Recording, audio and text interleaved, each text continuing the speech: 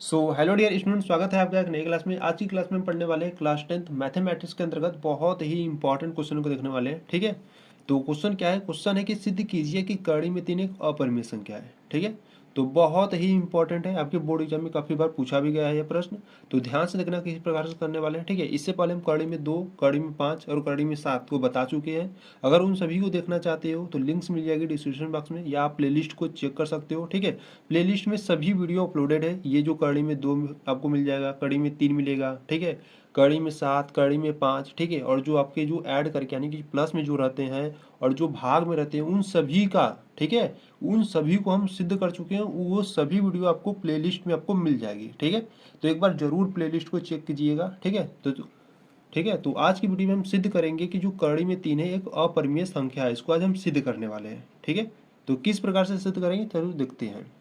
देखिए, जब भी आपको कहे कि सिद्ध कीजिए कि कड़ी में 3 एक अपरिमेय संख्या है, तो उसको पहले आपको क्या मानना है? उस संख्या को पहले आपको परिमेय संख्या मानना है। ठीक है, तो यहाँ पर है कड़ी में 3, तो इसको पहले हम क्या मानेंगे? परिमेय संख्या मानेंगे। ठीक है, तो यहाँ पर आप लिखोगे कि माना, ठीक है, माना कड़ी में 3 एक क्या है? परिमेय संख्या है।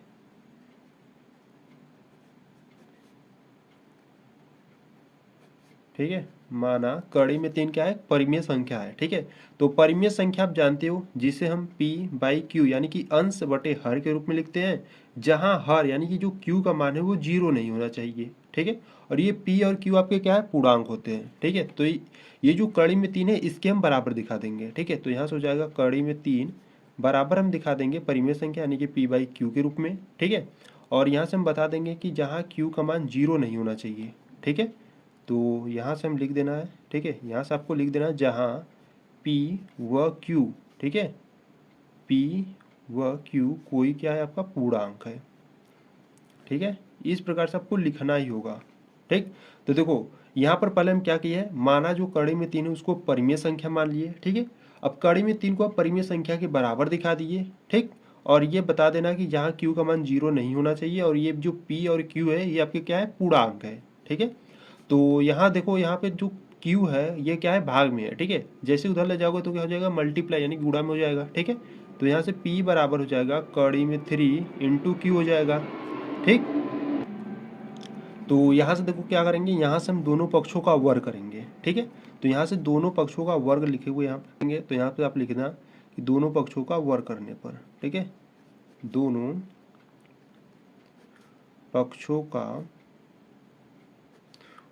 वर्ग करने पर, तो यहाँ से वर्ग करते हैं तो यहाँ से हो जाएगा पी स्क्वायर। ठीक है, और इसका करते हैं तो कड़ी में 3 इंटू क्यू है। ठीक है, स्क्वायर, तो पी का मिल जाएगा आपको पी स्क्वायर बराबर में कड़ी में 3 का स्क्वायर करोगे तो क्या मिलेगा? 3 मिलेगा। ठीक है, और क्यू का करोगे तो क्यू स्क्वायर। ठीक, ये जो दो 3 है ये यहाँ पर क्या है? मल्टीप्लाई में है। ठीक है, इधर लाओगे तो क्या हो जाएगा? भाग में यानी कि डिवाइड में हो जाएगा।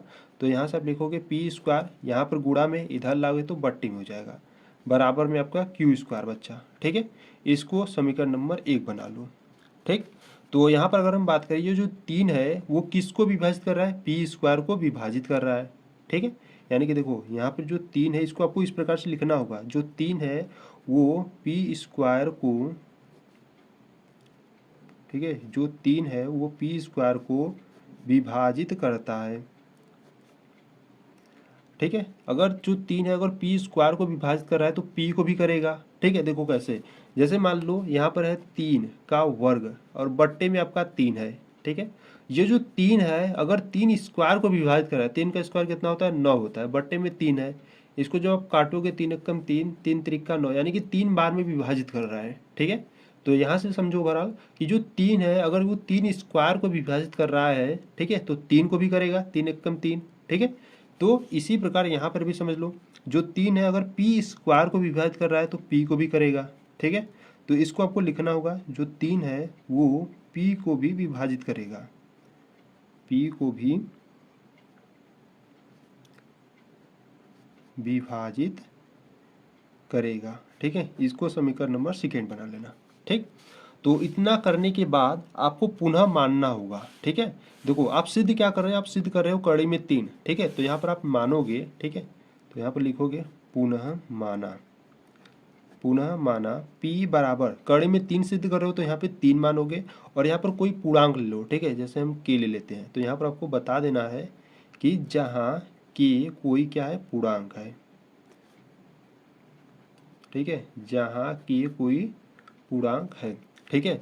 ये जो p बराबर 3 के माने हो ना, इसको आपको क्या करना है, समीकरण नंबर 1 में रखना है, ठीक है। तो यहाँ पर आप लिखोगे कि जो p का मान है, p का मान समीकरण 1 में रखने पर, ठीक है। तो समीकरण नंबर 1 है आपका ये, ठीक है। इसमें p के स्थान पर हम क्या रखेंगे, 3k रखेंगे, ठीक है। तो p के स्थान पर हम 3k रख दिए, और यहाँ पर स्क्वायर है तो यहाँ पर हम स्क्वायर लगा देते हैं, बट्टे में 3 है, बराबर में q स्क्वायर है, ठीक है।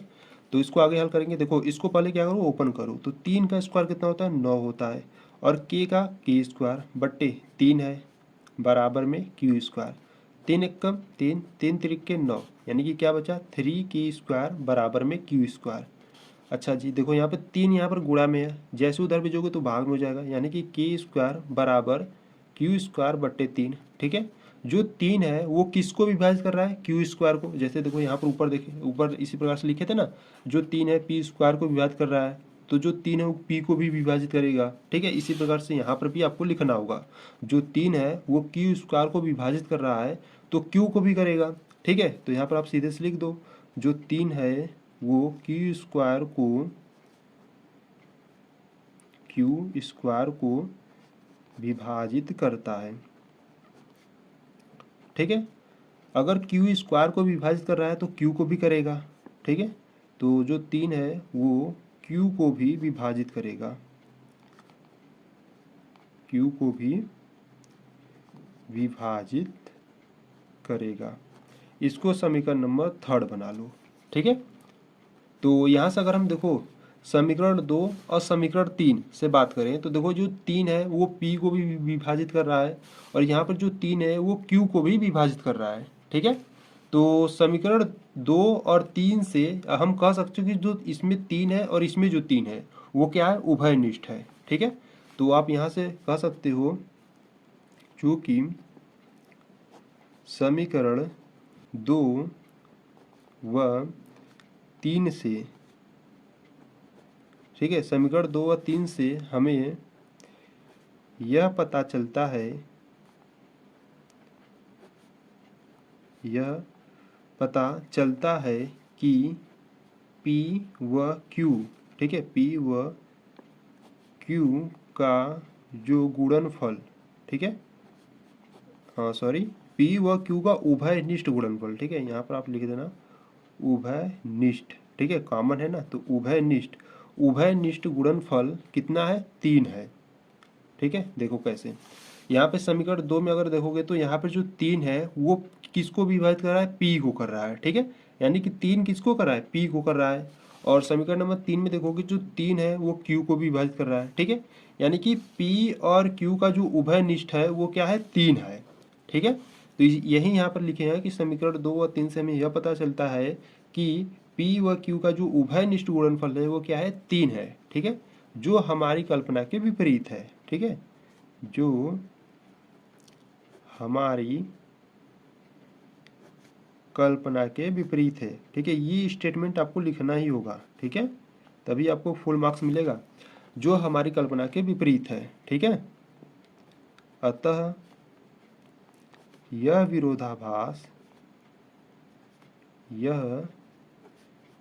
विरोधाभास हमारी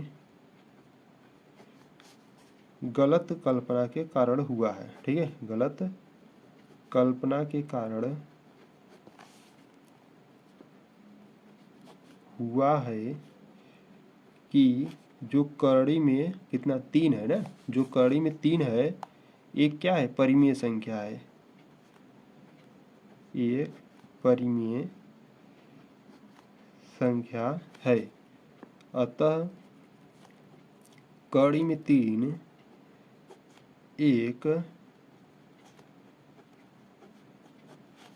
अपरिमेय संख्या है, ठीक है। तो इस प्रकार से आपको सिद्ध करना होगा। तो स्टेटमेंट में आपको क्या लिखना होगा, आप लिखोगे कि समीकरण 2 और 3 से हमें यह पता चलता है कि P व Q का जो उभयनिष्ठ गुणनफल है 3 है, जो हमारी कल्पना के विपरीत है। ठीक है, अतः यह विरोधाभास हमारी गलत कल्पना के कारण हुआ है कि जो कड़ी में 3 है एक परिमेय संख्या है। ठीक है, अतः कड़ी में 3 एक अपरिमेय संख्या है। ठीक है, इस प्रकार से आपको प्रूव करना है। ठीक है, तो यहाँ पर आपको कड़ी में 3 के स्थान पर आपको कड़ी में 2, कड़ी में 5 या कड़ी में 7 भी दिया जा सकता है। ठीक है, अगर आप किसी भी एक को अच्छे से समझ लेते हो तो बाकी सब आप बहुत ही आसान तरीके से कर लोगे।